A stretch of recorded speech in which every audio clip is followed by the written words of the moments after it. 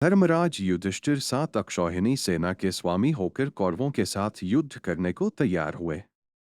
पहले भगवान श्री कृष्ण परम क्रोधी दुर्योधन के पास दूत बनकर गए। उन्होंने 11 अक्षौहिणी सेना के स्वामी राजा दुर्योधन से कहा, राजन तुम युधिष्ठिर को आधा राज्य दे दो या उन्हें 5 ही गांव अर्पित कर दो, नहीं तो उनके साथ युद्ध करो। श्री कृष्ण की बात सुनकर दुर्योधन ने कहा, मैं उन्हें सुई की नोक के बराबर भूमि भी नहीं दूंगा, हाँ उनसे युद्ध अवश्य करूंगा। ऐसा कहकर वह भगवान श्री कृष्ण को बंदी बनाने के लिए उद्यत हो गया। उस समय राजसभा में भगवान श्री कृष्ण ने अपने परम दुर्धर्ष विश्वरूप का दर्शन कराकर दुर्योधन को भयभीत कर दिया। फिर विदुर ने अपने घर ले जाकर भगवान का पूजन और सत्कार किया।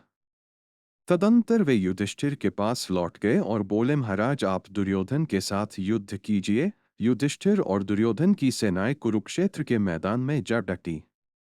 अपने विपक्ष में पितामह भीष्म तथा आचार्य द्रोण आदि गुरुजनों को देखकर अर्जुन युद्ध से विरत हो गए। तब भगवान श्री कृष्ण ने उनसे कहा, पार्थ भीष्म आदि गुरुजन शोक के योग्य नहीं है। मनुष्य का शरीर विनाशशील है, किंतु आत्मा का कभी नाश नहीं होता। यह आत्मा ही पर ब्रह्म है।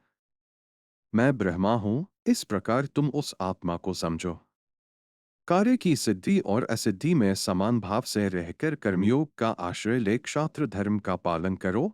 श्री कृष्ण के ऐसा कहने पर अर्जुन रथारूढ़ हो युद्ध में प्रवृत्त हुए। उन्होंने शंखध्वनि की।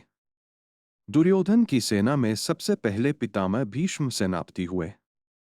पांडवों के सेनापति शिखंडी थे। इन दोनों में भारी युद्ध छिड़ गया। भीष्म सहित कौरव पक्ष के योद्धा उस युद्ध में पांडव पक्ष के सैनिकों पर प्रहार करने लगे और शिखंडी आदि पांडव पक्ष के वीर कौरव सैनिकों को अपने बाणों का निशाना बनाने लगे। कौरव और पांडव सेना का वह युद्ध देवासुर संग्राम के समान जान पड़ता था। आकाश में खड़े होकर देखने वाले देवताओं को वह युद्ध बड़ा आनंददायक प्रतीत हो रहा था। भीष्म ने 10 दिनों तक युद्ध करके पांडवों की अधिकांश सेना को अपने बाणों से मार गिराया।